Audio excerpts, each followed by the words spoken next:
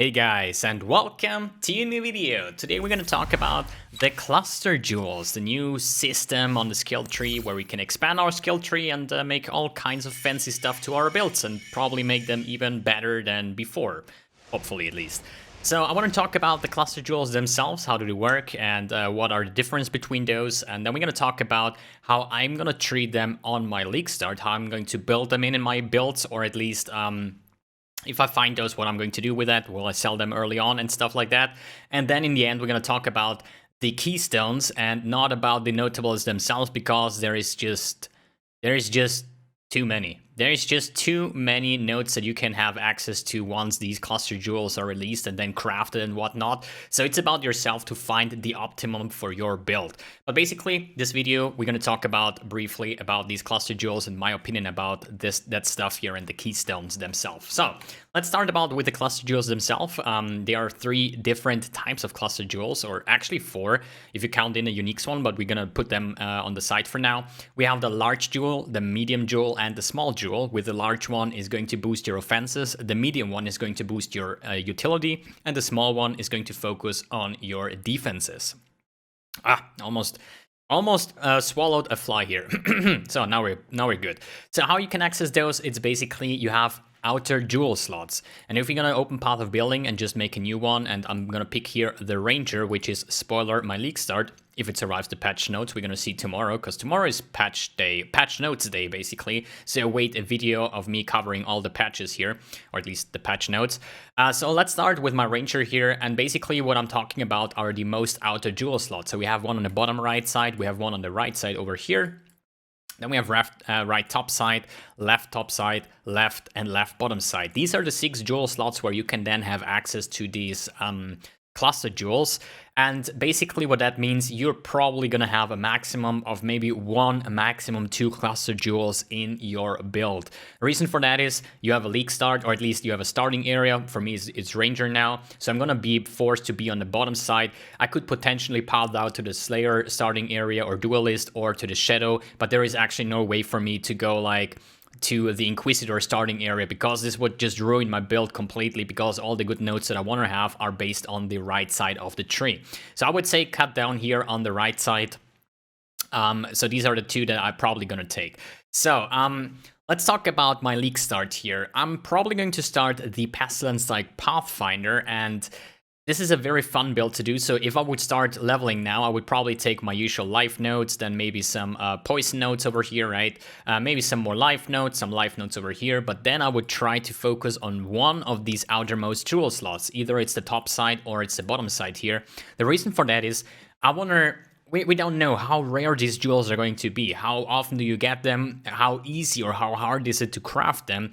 Can they have all the mods possible early on, right? If we take a look at the normal jewels, let's say a typical rare jewel, a crimson jewel, where you have like life and attack speed, the multiplier and whatnot, they can basically be the best ones early on, right? You can find a 4-modded one while questing and can have all the mods that you're looking for, right?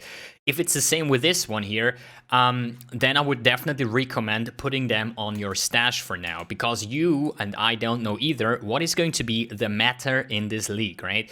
It probably takes like a week or so. I mean, the meta evolves within the league, so there is a different meta in the start of the league than it is in the mid of the league or in the end of the league. But basically what that means, you could potentially find the best Cyclone Impale cluster jewel, for example, right? But you're not aware of that. And based on if it's meta or not, it's going to raise or lower the price basically on the market. But you don't know that, me neither. So what I would do is I'm going to path out here, probably going to take this one early on here. Or on the top side, doesn't really matter for now. And once I find these jewels, I'm just going to put them in and see how good they are. If they are good for my build, I'm probably going to use them. And if not, then I'm probably just going to throw it on the stash and wait at least a week to see what is the matter and how much are my jewels worth. Because let's assume you find the undisputed best cluster jewel in the game for Duelist, Slayer, Cyclone, whatever. And it's actually, you think like, hey, it's not bad, let's sell it for 10 KLs because easy currency, right? But what if this jewel is actually worth 50 exalts? You just don't know it because we don't know the matter and so on, right? You could really find the best jewel early on or within the mapping and stuff. it's just a good idea to just put them on your stash for now and then check later on how the meta evolves and how much you can price yours as well, because then there will be a market for certain jewels, and based on how rare they are, the price is going to change, right? Good, this is about the cluster jewels early on. So let's talk about the cluster jewels themselves. As far as I see, they are kind of superior to the ones that we have on a tree, because even the small nodes here, they do something for your build. Let's just say, you know, I want to take Phase Acro and I want to take Ghost Reaver for whatever reason, you know, maybe even the Chaos nodes here, or maybe a cluster jewel over here, doesn't really matter. The core message here is there is a lot of pathing nodes over here. They're just going to give you dexterity, intelligence, and whatnot. So on a ranger build, you end up having like 300, maybe 400 dexterity naturally on your tree because of the travel nodes. And you only need like 200, as long as you're not like dex stacking, int stacking, strength stacking, something like that. So there's a lot of nodes that are kind of, yeah, garbage, right? And the cluster jewel nodes are going to be superior because they are actually going to do something for your build. Whether it's damage, whether it's survivability or utility, they're actually better than the usual travel nodes. What that means is usually you would path out, or at least like you try to set up your league start, right? You make an idea, you work maybe on path of building like I do on Thursday basically, or Friday even, when I'm going to fix on my league starter, I will make a basic tree on how I would like to path. So basically this would contain up to level 90 maybe, so it's like 100 points or so. But with the cluster jewels, knowing that these are going to be superior and strong, I need to build towards less skill points that I would actually like to use. So I need to figure out what are the nodes that I don't want to live without, right? So maybe life nodes and the good nodes over here, maybe the Lionized Fall over here if I take a cluster jewel on the bottom side. Well, not basically Lionized Fall. Was it Lionized Fall? No, wait. It was another jewel here. That is... Wait, I completely failed here, right? It's actually, those are... I was just about thinking, hey, I need to convert those nodes because I usually do that on a bow build where you want to take Soul Raker and transfer them with the Lionized Fall to be bowman nodes, right?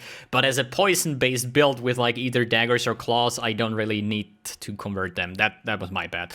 Anyway, so I need to figure out what skills do I really want to have and then stop, because I might need those points. We talk about maybe 20 or 30 points when you have like a really good jewel here, a good cluster jewel, and then try to build this one into my tree.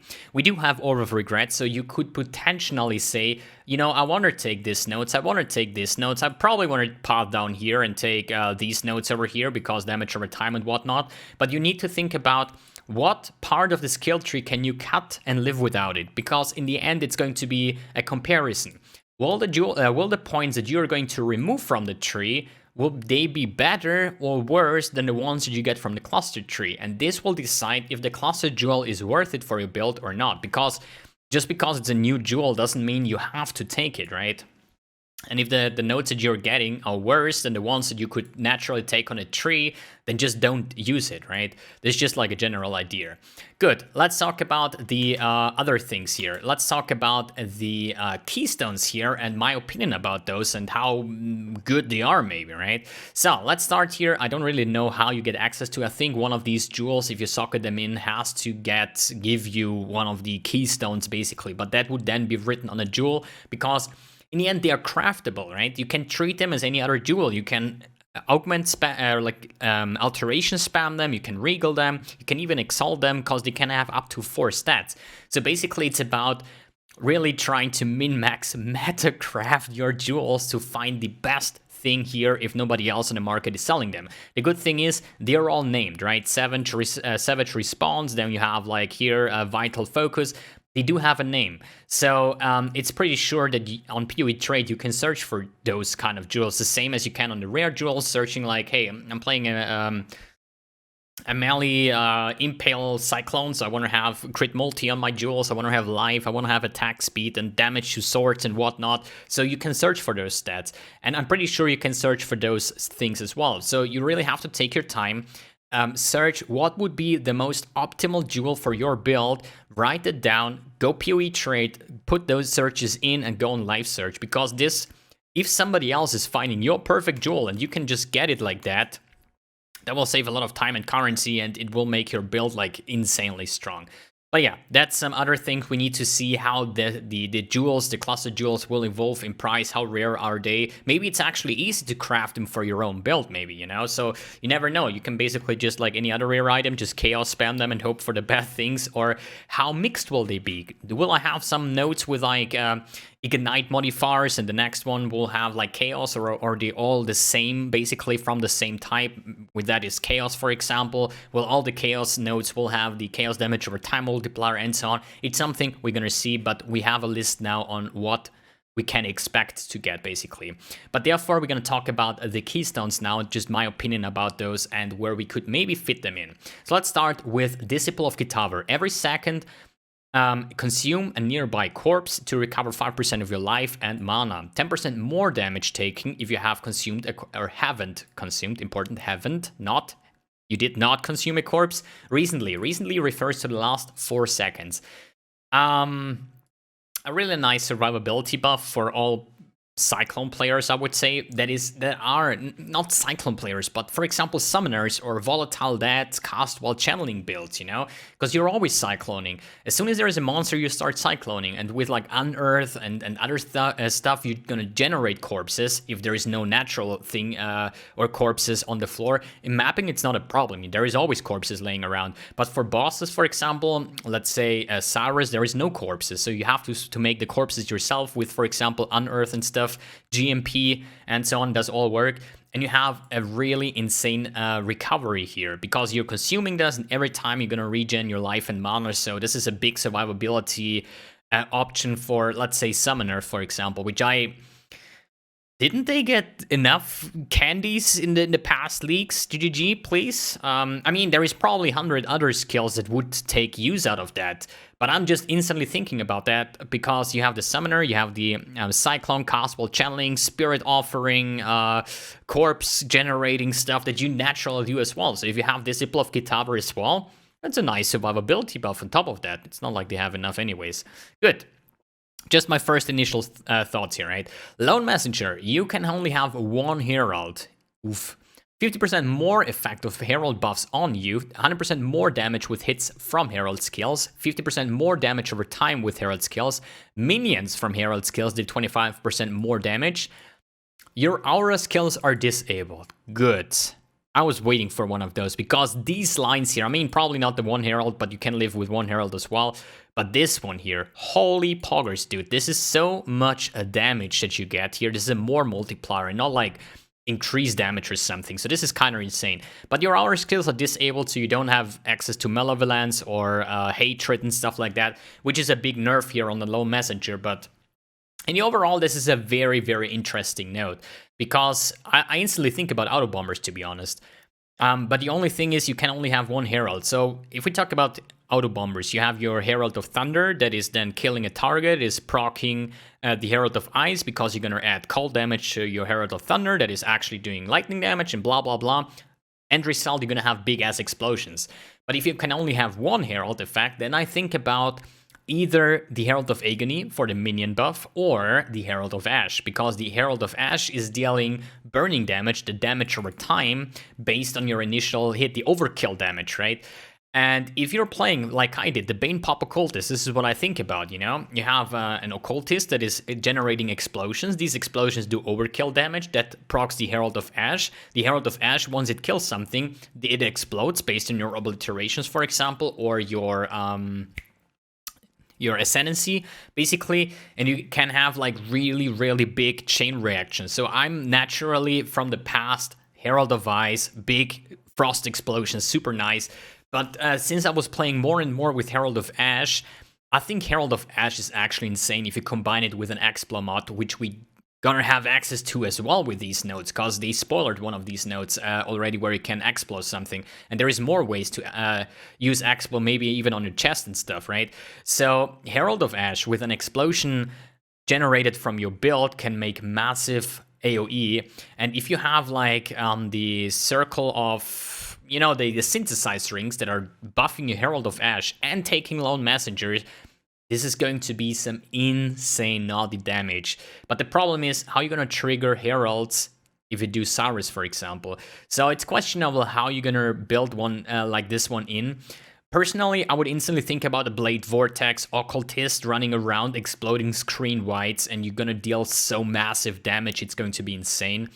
But for single target, I mean, I'm not talking about Herald of Agony, that's kind of obvious, right? But about the other Heralds to generate chain explosions or something like that. Maybe we're gonna have pure Herald of Thunder builds, but as long as you don't kill something, you're gonna have a hard time triggering that, right? Questionable, but it's very interesting. So, Nature's Patience. Gain 2 Grasping Vines each second while stationary. 2% chance to deal double damage, and 1% less damage taken per Grasping Vine. Up to 10 vines possible, inflicting 8% less movement speed per vine broken by moving. Well, the movement speed less doesn't really matter too much, to be honest, because if you're standing still, what you want to do with this keystone, I think about tank and spank. Basically, Juggernaut base type on Minotaur, where you just like stand there, whatever hits you, you're gonna survive through that.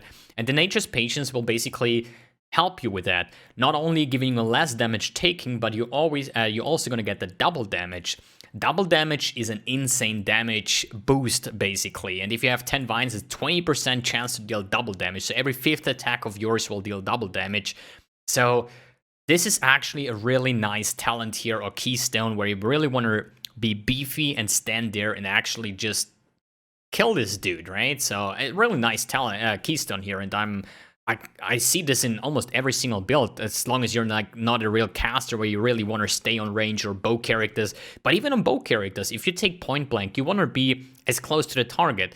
And when you're shooting, you're not really moving, so you're always going to take advantage out of those. So this is actually really, really nice.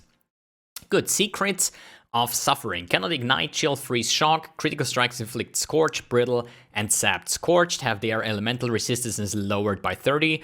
Then we have 50% in critical strike chance against brittle enemies, and then you have Sapped enemies deal up to 20% less damage. I already see a buff here because Scorch was actually dealing up to 20% lower resistance, and the hits against brittle enemies was 10%. So here is a spoiler from the patch notes. These two are getting buffed, but it's basically you cannot chill, freeze, ignite, or shock, which means builds that shock, it's hard to shock enemies when they are bosses or have a lot of life, because you need to know how shock works. So if you're not an elementalist, it's going to be hard to shock actually bosses. Freeze, chill, not really too mandatory. Ignite. Well, I would personally say this is for non-ailment builds, basically. If you're having hard-hitting attacks, let's say Fireball, but not focused on Ignite, focused on the impact damage of your Fireball. If you then cannot Ignite, which is not a big deal, because you then gonna Scorch the enemy, so you have 30% less resistance, so your impact damage will be way higher. So if it's not based on any kind of these, there is no reason why you should not take this in, unless you're not a crit build, right? But in the end, a lot of caster builds, or the majority, are crit builds, and you're just gonna inflict all three? Or is it based on the damage type? Because critical strikes inflict Scorch, Brittle, and Sapped. It's not like or something. So if your base critical strikes inflict all three of those, no matter the type of element, because Scorch is obviously for fire damage, Brittle for freeze or cold damage, and Sapped for lightning damage. I think it is like that. But still, if you get a portion of certain damages in there for your spell and inflict all three, so you're gonna deal more critical strike chance or base crit strike chance, the enemy resistance gets lowered, so you're basically dealing a 30% more damage here, and the enemy is dealing less damage on top of that. Very, very nice talent, even with skitterbots and stuff. I don't even know how skitterbots work, because I never used them. I have never ever used skitterbots. I know I get this so often for my builds when I release a build guide or something. Hey, why no skitterbots? Can you fit in skitterbots? Blah blah blah. I just never played with those. They might be good or not.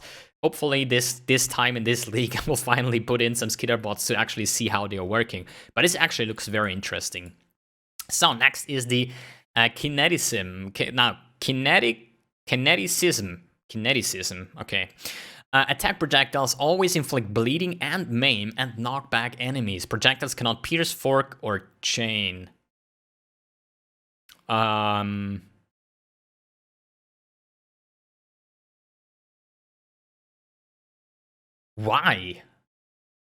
Like, if I think about projectile skills, I'm naturally thinking about bow skills, right? And every single bow skill, once it can chain and fork, I'm not talking about pierce, I don't really like pierce, not even for clearing, I like the chain and the fork. But every skill that can chain and fork, there is no way I would trade them for bleeding and maim. Because maim is just slowing their movement speed. As you need the maim support to actually deal more damage, right? And inflict bleeding? Really? There is so many ways to inflict bleeding nowadays, even with the chance to bleed and on skill tree and on items and stuff. It's not really hard to gain access to like 100% chance to bleed. And trading that for to remove chain just to bleed enemies, even with a bleed-based bow build, I would use chain instead of that one. So even maybe I have a brain fart here, where I don't think of any necessity of here, but as long as I'm able to have fork or chain on my projectile skill, it's going to be a massive quality of life in clearing, right? And if I want to, let's say, elemental hit, I have two separate elemental hits. One is for single target, that is not chaining, not forking, not anything, just pure single target, one era. And then you have the clearing skill. And the clearing skill does obviously have fork and chain, and this single target does not. But with this keystone, I'm just removing all chain, even if I have chain support. If they cannot pierce, fork, or chain, I personally cannot think of any combination where I would like to have this one. Anyways, Veterans Awareness. And by the way, if you have a good idea about a build with these keystones, please let me know in the comments below, because it's always like more brains think more than one brain, right? So it works like that. So, Veterans Awareness, 10% to elemental resistance and maximum elemental resistance, while affected by a non-Val guard skill. 20% more damage taken if a non-Val guard was lost recently, so the past 4 seconds. 20% physical damage reduction while affected by a non-Val guard skill. What is a non-Val guard skill? It's basically, the question is, I think about Val Molten Shell now, right? It's a Val skill, but only the Val Molten Shell. But the Val Molten Shell also includes Molten Shell, and Molten Shell is actually a non-Val skill because it's not Val Molten Shell, kind of obvious. The question is though, does the Val Molten Shell, as long as you're not using the Val version of it, count as a non-Val guard skill or not? Anyways, the thing is, 10% LE resistance doesn't really matter. This one is interesting. 10% maximum elemental resistance and physical damage reduction is insane. You can even pair this with the Nature's Grasp, so you can really be beefy and face tank a lot of stuff. The question is, 20% more damage taken if a non-guard buff was lost recently. So if you lose one of those, it's questionable. I would instantly think about, can you permanently sustain guard skills? So guard skills would be Steel Skin, for example, Immortal Call, Molten Shell, all of these kind of skills. They do have a certain duration. So let's say you have your cast damage taking Immortal Call. You're gonna get the Val skill, but you instantly lose it again because it only has like a second duration or so. So for the next 4 seconds, you would get 20% more damage. So Immortal Call would be bad, but what about Molten Shell? You get a shield. As long as this one is active, the shield itself, because this is a guard skill, you're gonna have 10% more like maximum elemental resistance and physical damage reduction. What if this one falls off and you activate Steel Skin, for example? If a high-level Steel Skin do soak up a lot of damage, so you just do like, you start the fight with like Molten Shell, and as soon as this falls off, you manually cast the Steel Skin while the Molten Shell is on cooldown, right? So that means you would kind of permanently have a guard skill on. But the question is, if you've lost a guard skill buff recently, will you have in this case, will it have the negative effect and the both positive? Because you have this one from Molten Shell, for example, right? Then your Molten Shell wears off, you get the debuff, but you get the buff again based on your Steel Skin, for example, right? Questionable if you can permanently have the buff active, but still a buff was lost. If Molten Shell wears off, you get the debuff, basically. So it's questionable how this one works out, but it's kind of look insane if it works. If you can permanently sustain that, if you can make a rotation of guard skills, for example. That's actually quite interesting. Okay, Hollow Palm Technique, the last one on the list. You count as dual wielding while you are unencumbered. Cucumber, okay. You're cucumber while you have no equipped gloves, main hand item, or offhand item. So basically, face breaker without face breaker. But you count as dual wield, means you have the 10% more attack speed, I think, or 15% once you have dual wielding, so you get naturally more attack speed. Then you have 60% more attack speed while you're cucumber, okay. So that's a massive, insane boost here, and the flat physical damage per 10 dexterity while you're a cucumber. All right, seems like there will be some cucumber builds, and it kind of... Like, you have Face Breaker, okay? Face Breaker is basically you have no main hand. You can have a shield as far as I know. I never played Face Breaker builds. But the question is, what is the break point that you have to reach based on your dexterity where this talent will be better than Face Breakers? Face Breaker is an insane item. If you check PoE Ninja on the last builds, there were people reaching 90 million Shaper DPS with Face Breaker Cyclone. This is insane. The question is, naturally, how much dexterity do I need to compensate for the missing shield and the missing gloves? Well, the missing weapon as well, but the thing is, what do Face Breaker give you? They give you, I think, multiplier and the more damage for physical whatever, you know. As I said, never played with Face Breakers, but there has to be a break point where you say, like, okay, let's assume below 500 dexterity, Face Breaker is better. Higher 500 dexterity, the Hollow Palm technique is better. And since the gloves will not give you any life resistance either, it's just about what happens to the shield and can you get more damage than the Face Breaker. But on pure deck stacking builds, it's attack physical damage, so no... Wait a second. Added attack physical damage. What about poison builds here? I'm thinking about poison builds because it's probably highly likely, if it survives the patch notes, that I will start with a poison-based build. But poison is chaos damage over time, based on your physical and chaos combined damage on the hit that you're delivering, right? So, can you... With like poison support and stuff, you can naturally, not based on claw or daggers... If you have so much physical damage, your poison stacks would be insane. And with that attack speed buff here, you can apply so goddamn many poison stacks in legit no time. So the ramping will be super short in this part, because you just think about it, dude. There's like 70 or 80% more attack speed while you're a cucumber, which is kind of nuts, to be honest. The amount, like... Just think about it. Cyclone, not a problem reaching 10 attacks per second. Even as a non-berserker, something super easy. But with this thing here, right?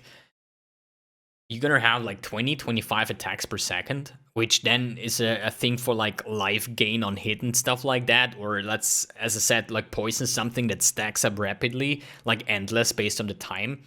That is actually, like... I just have to make my conclusion here and just saying that the majority of these keystones sound so freaking promising, and it's just about the way to figure out what things you can combine, because every time there is new skill points and new notes and stuff like that, there is always going to be complete, stupid, broken things to discover that probably gonna get fixed at some point, but you guys don't know even, or me neither included, how many things on our current tree are so stupid bonkers that we just haven't discovered yet. Cause what is like 1,500 notes on the skill tree, plus we have like another 280 here. Like the skill tree is getting close to like 2,000 things that we can take, you know? And it's always about combining and see what is the best result. And therefore, I want to quit this video now. It has been close to 30 minutes already. God, and when I'm talking, dude, I'm talking like nonstop. I'm just so hyped. I can't wait until Friday to test all of these things out with all the notes here. One thing I want to show you here, since I want to play a self-poison build, I found one note somewhere at the bottom side here, unaffected by poison. This changes so much for me because there is two ways to get unaffected by poison. One is the Maw of Conquest, a pretty shit helm, but it gives you the stat that you need. The Watcher's Eye with the Malevolence, unaffected by poison, which is something that gives you less damage, because instead of that node, you could take something better. For example, the poison you inflict deal damage faster and stuff like that. But with this node, I solve a lot of these problems, and I can actually take a really nice jewel. So it's really about that. What you say, like, hey, I want to play an Ignite build, go to the search, type in Ignite here, see what Ignite nodes are there. If you play Bleed and so on, just write down every single node here, make a list here, and then search them on PoE Trade, on auto search while you're basically questing, leveling. Maybe somebody finds the actual perfect jewel for you. And I hope you will do so, because this will probably boost your build by a shit ton. Alright guys, thanks for tuning in, thanks for watching, and see ya on the next video, which is probably going to be the patch notes video that should be released today, I think. Peace out.